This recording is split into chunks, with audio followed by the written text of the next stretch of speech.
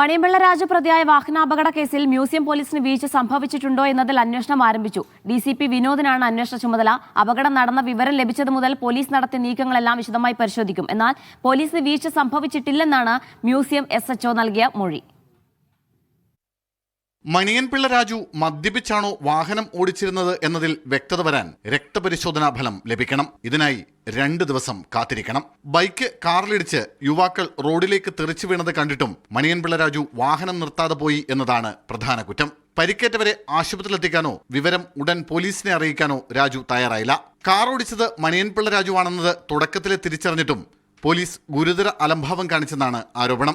രാജുവിന്റെ കാർ കണ്ടെത്തി കസ്റ്റഡിയിലെടുക്കാൻ പോലീസ് തയ്യാറായില്ല. ഫോൺ സ്വിച്ച്ഡ് ഓഫ് ആണെന്ന കാര്യം പറഞ്ഞ് രാജുവിനെ കണ്ടെത്താനും ശ്രമിച്ചില്ല.